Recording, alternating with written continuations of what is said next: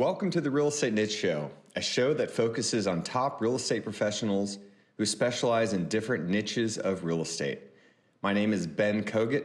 Join me as we dive deep into the professional and personal lives of the experts of the real estate industry.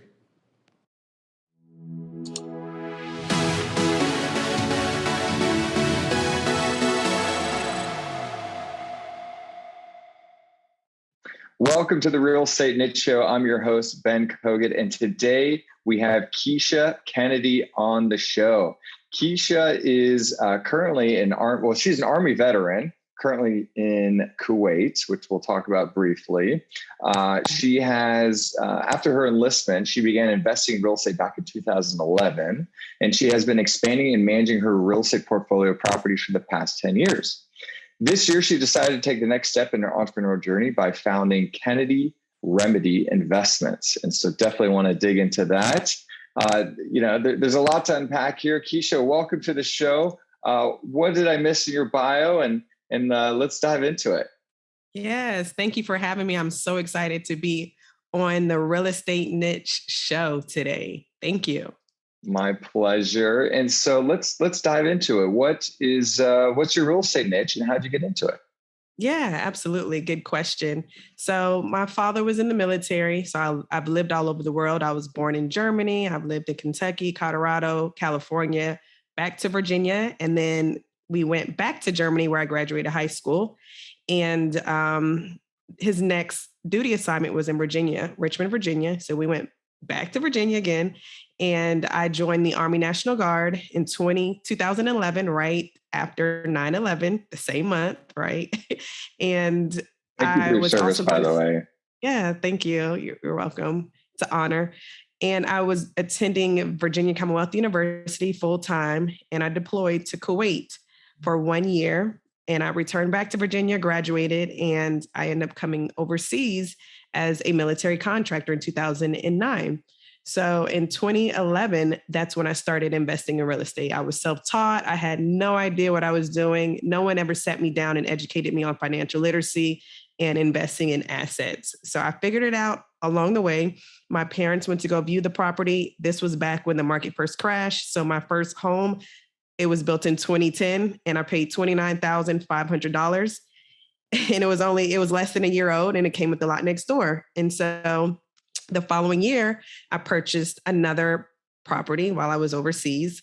And then the next year, I purchased another property. And I just continued that cycle while being overseas. So my parents, they manage the property. And then I also have a handyman in place that does everything for me. So my turn-ins and anything that's related to the property, he can do. It's a one-man team. So I'm so thankful for him. And so fast forward to this year, well, not this year, I forgot we're in 2022 now. Sure. Yeah, so fast forward to 2021, in April, I said, I want to scale. I want to buy an apartment building.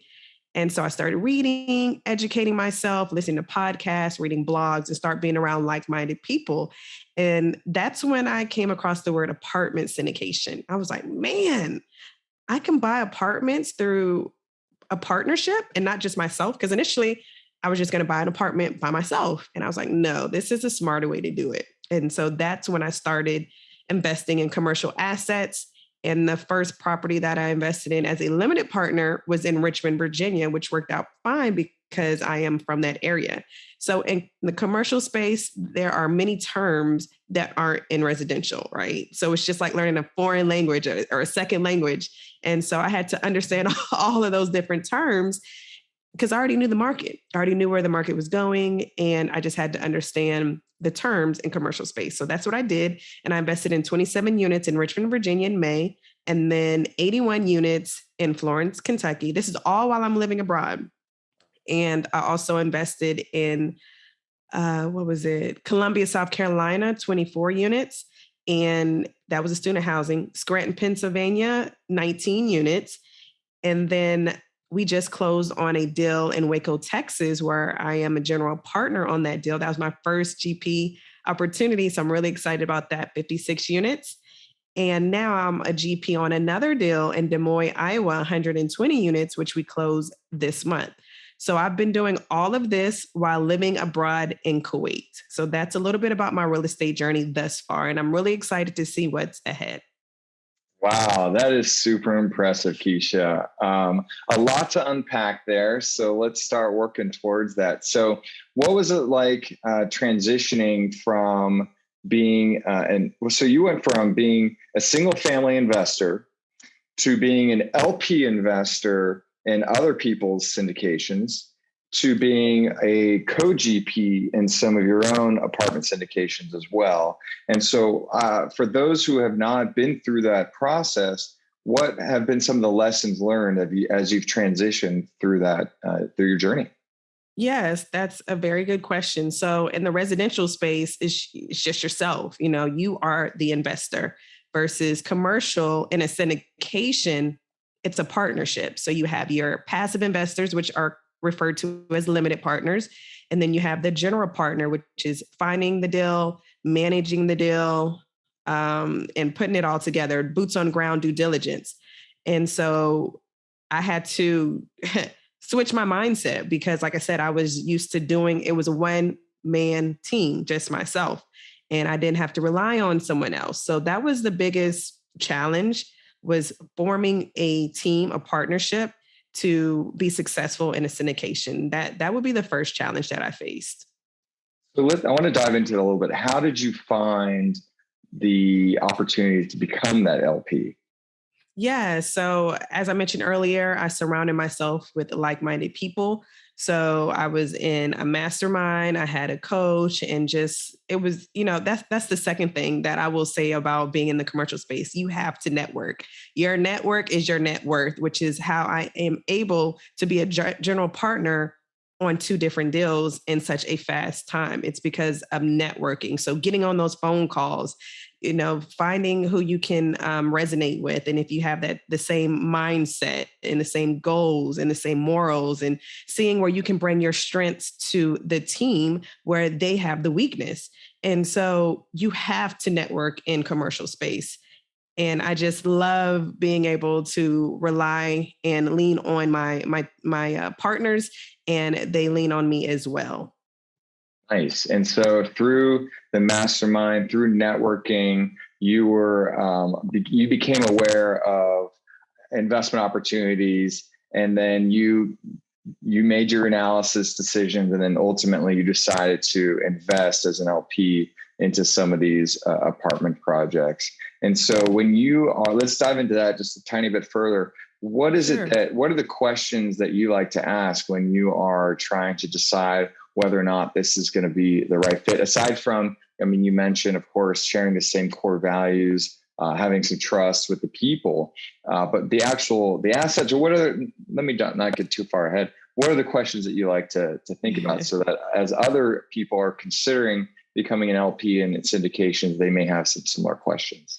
Yes, absolutely. And I would like to say something else prior to answer that question. And the reason why I wanted to become a limited partner was because I wanted to see the perspective of being a limited partner. I wanted to see how other operators and general partners operate so I can know exactly how I want to operate or how I do not want to operate, right? So I'm in Sure. different syndications with different general partners on different teams as a limited partner, as a passive investor, still reaping the benefits of investing in real estate, but just passively, not doing the day-to-day operations, which I absolutely love being a limited partner.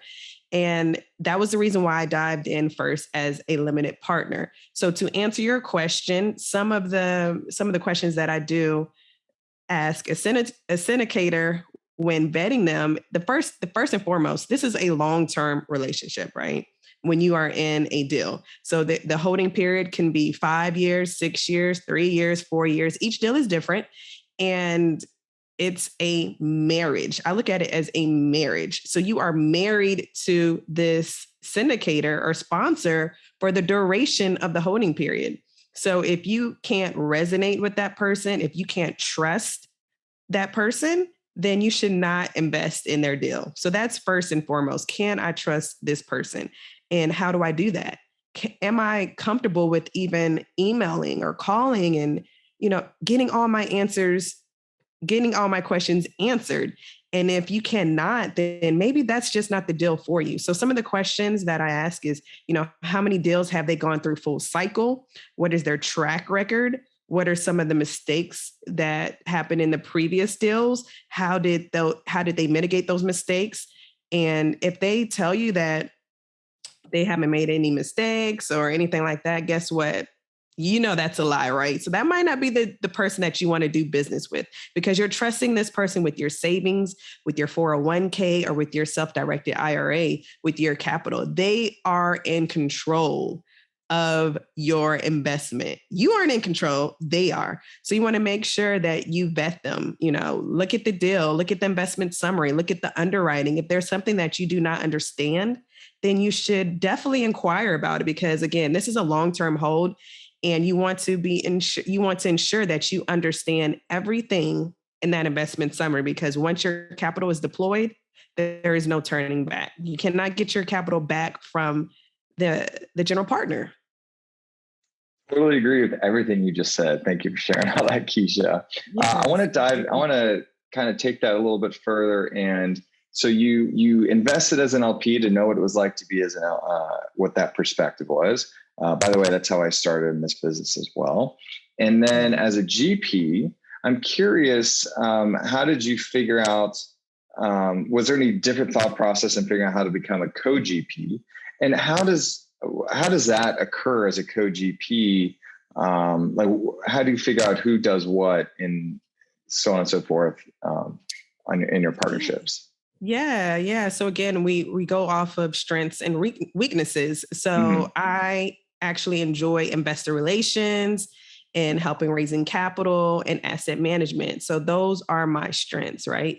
And I truly enjoy getting on the phone, speaking to an investor, learning about them, listening to their investment goals, listening how I can help, and also educate them on financial literacy. So that is my why when being a general partner on a deal. I am one, impacting the community through our value add strategy. So we're going in and we're adding value to the property, whether it's in the bathroom or in the kitchen. We are renovating that and bringing it up to market rent and stabilizing it. So a lot of people can't afford to purchase a home. So the apartment is their home, and some properties have never went through renovation. So we are one, impacting the community. So that's my first reason. The second reason is we are creating a partnership with people that can't afford to buy a building themselves, right? We're putting our capital together as a pool to purchase an asset and receive the benefits. So that's my second reason.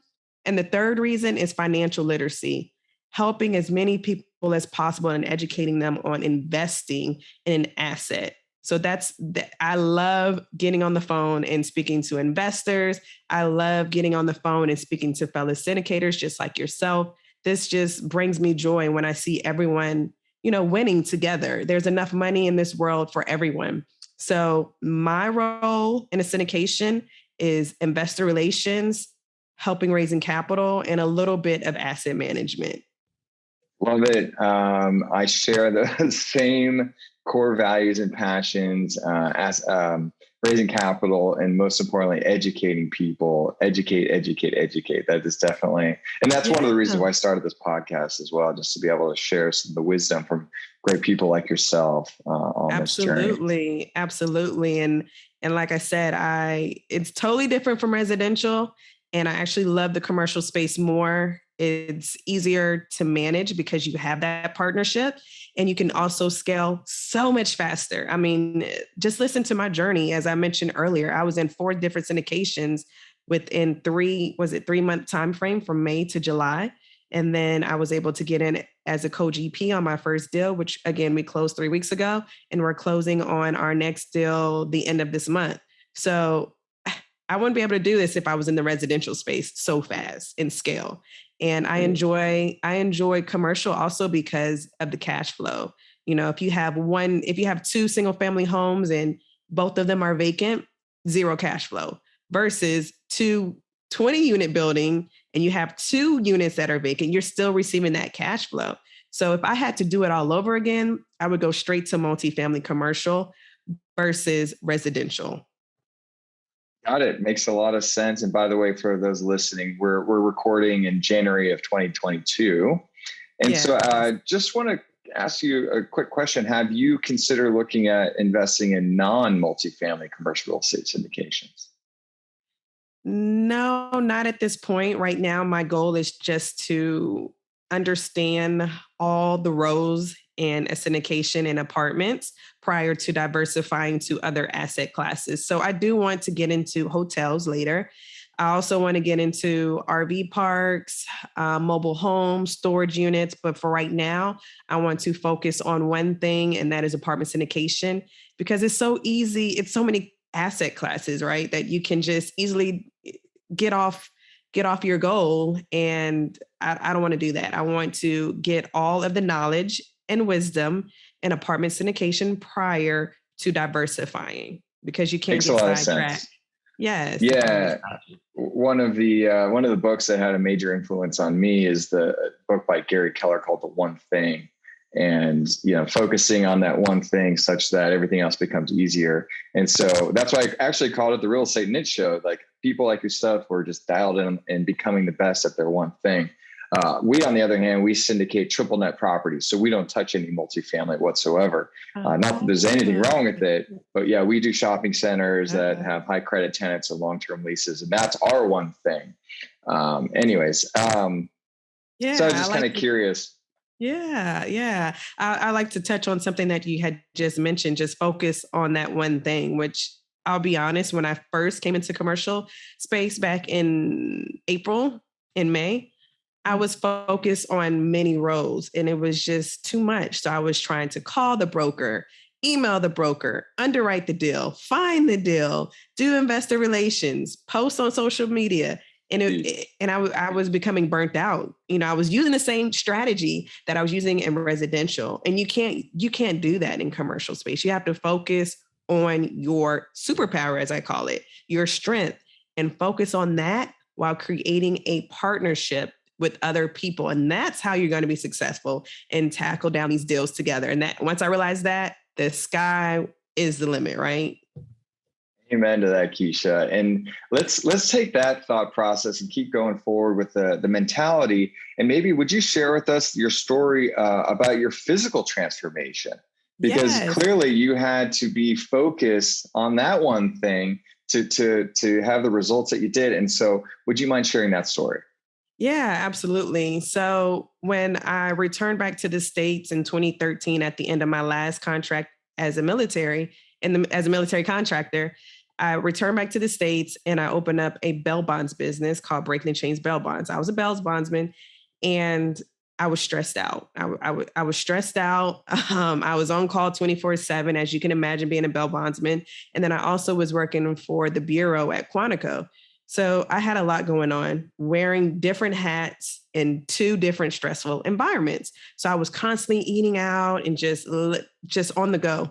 And I gained about 30 to 40 pounds rapidly. And I didn't notice until 2017 when I was ready to come back to Kuwait as a contractor.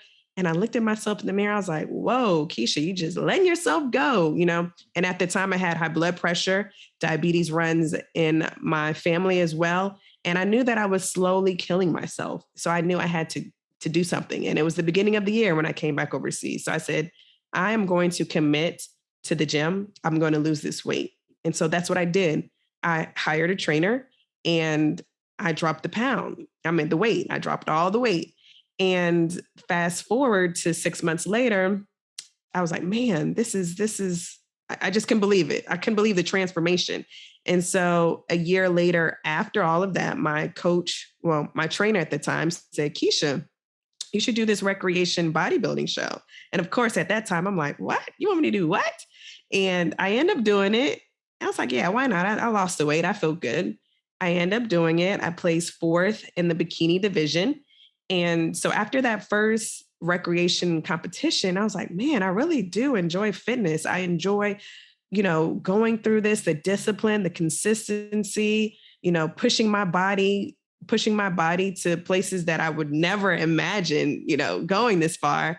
And so I end up doing another bodybuilding show that the end of that year in the Philippines with the IFBB/NPC. And I just took off from there. I fell in love with bodybuilding. I had a fixed mindset because it's all about mindset when you're trying to lose the weight and trying to eat healthy. And I had a fixed mindset at the time. And I turned that mindset into a growth mindset. And the same for real estate. I had a fixed mindset, only investing in residential. And then last year I had that growth mindset where I wanted to scale. So I am a figure bodybuilder and I compete internationally. And I also went back to school because I fell in love with fitness, and the military paid for me to get another degree, a Bachelor of Exercise Science. And then I also went back and I got my associates in exercise science, and I went and got my bachelor's, but I do have a master's in Homeland Security.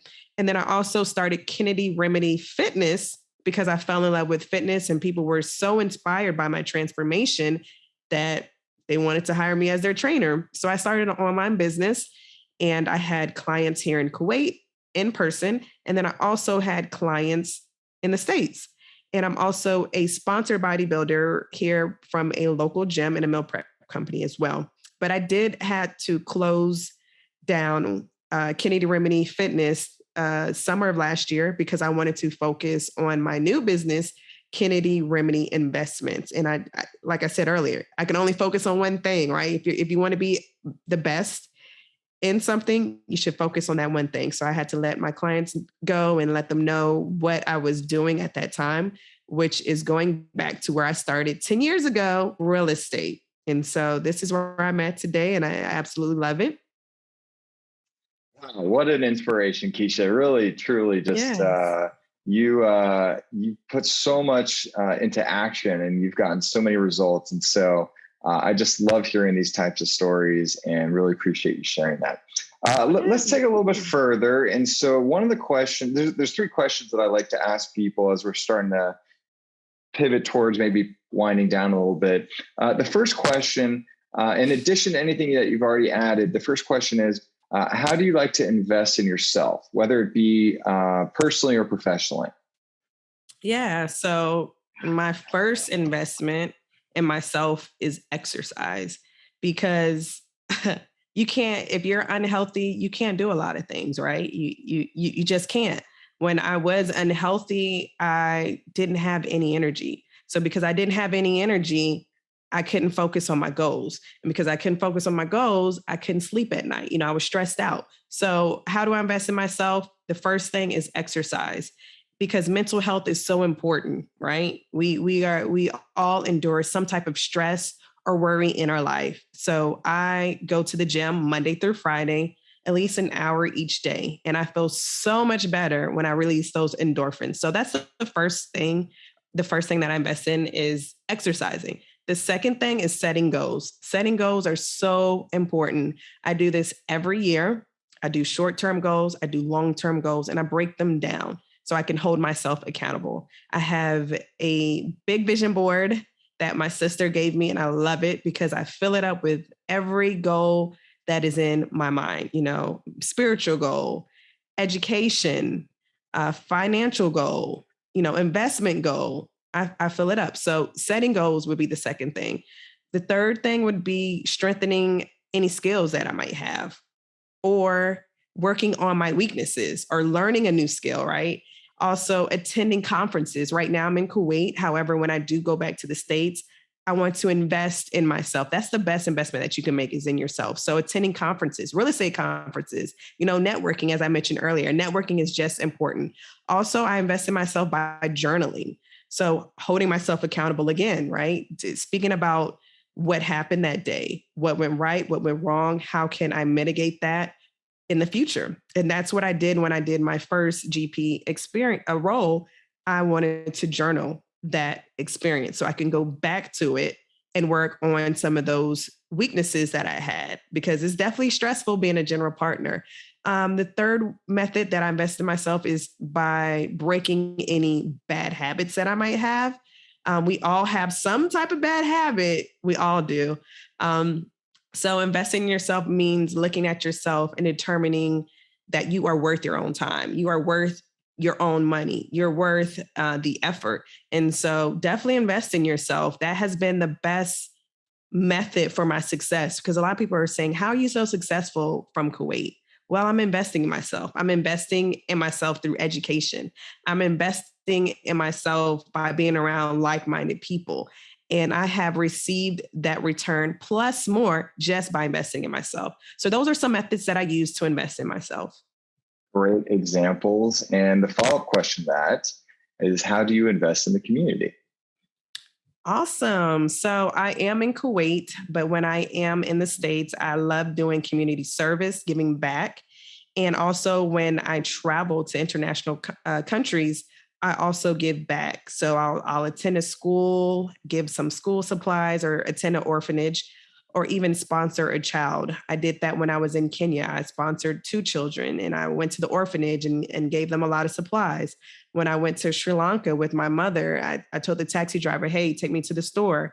And we purchased a lot of school supplies and we gave it to the students. And that just warms my heart, going to these third world countries. And a lot of people are unfortunate. So to see the children running without shoes in the orphanage, and they're just so happy. And the things that we take for granted, just as shoes, is just mind blowing, right? So giving back to the community is something that I truly enjoy doing by either community service and also supporting local businesses. I am a small business and I was a small business owner when I had the bail bondsman business and also the fitness business. So I love supporting the local businesses and doing community service and just, I just love the community. Always give back, because once you give back, you're going to get back more than you have given. All of that. Thank you for sharing all that. And thank you for the positive influence you have in the community. The last question is, how do you define the word success? Yes. Success, you can ask 100 people what success means, right? And everyone's going to give you a different answer. It's something that you define for yourself. So for me, success is following my dreams, doing something that I love on a daily basis. You don't want to be miserable, and setting and achieving certain goals. So that's how I define success. Well, thank you so much for sharing all this wisdom. If somebody wanted to get a hold of you, what would be the best way for them to reach out to you? Yes, absolutely. So I do have a little gift for your listeners, for people that are interested in being a limited partner. Like I started out in the commercial space. I do have the beginner's guide for being a limited partner in your first syndication. And basically that tells you what is a limited partner, the benefits, questions that you should ask your syndicator, and a sample deal. I give a sample deal to go over those terms that I mentioned earlier, that second language in the commercial space. So you can find that on my website at Kennedy, like the president, Kennedy, Remedy, REMEDY, investments with an S.com/guide. You just have to input your email address and then you'll be able to download the free guide. So, and then the second way that you can get in contact with me is through LinkedIn, Keishia Kennedy, Keishia Kennedy. And I'm also on Facebook, Keishia Kennedy. And then my business page on Facebook is Kennedy Remedy Investments. And I'm also on Instagram, Kennedy Remedy. And so I'm sure he's going to leave all of that in the show notes. You don't have to write it down while you're driving or in the gym. That's right. We'll be sure to get all of that information in the show notes. And so on that note, is there any other parting words that you'd like to share? Yeah, absolutely. So I love quotes, and Warren Buffett is one of my favorites. So investing is laying out money now to get money back in the future, right? And also another statistics is that over the last 2 centuries, about 90% of the world's millionaires have been created by investing in real estate. So with all that being said, invest today, plant that tree today. Don't wait till tomorrow, and start investing so you can receive that passive income, build that generational wealth, and create that financial freedom for yourself and for your family. Gosh, I couldn't have said it any better. Wonderful words of wisdom. Keishia, thank you again for coming on the Real Estate Niche Show. We've all learned a lot from you and inspired. Thank you for your service to this wonderful country and here in America. And on that note, thanks everybody for listening. Would really appreciate any feedback you have or any other recommendations that is always welcome. And on that note, onward, and we'll see everybody soon. Thanks so much. Thanks for listening to another episode of the Real Estate Niche Show. If you enjoyed this episode and you'd like to help support the podcast, please share it with others, post about it on social media, or leave a rating and review. To catch all the latest from me or the show, you can follow me on Instagram at Ben Kogut and at The Real Estate Niche Show. Thanks again, and I'll see you next time.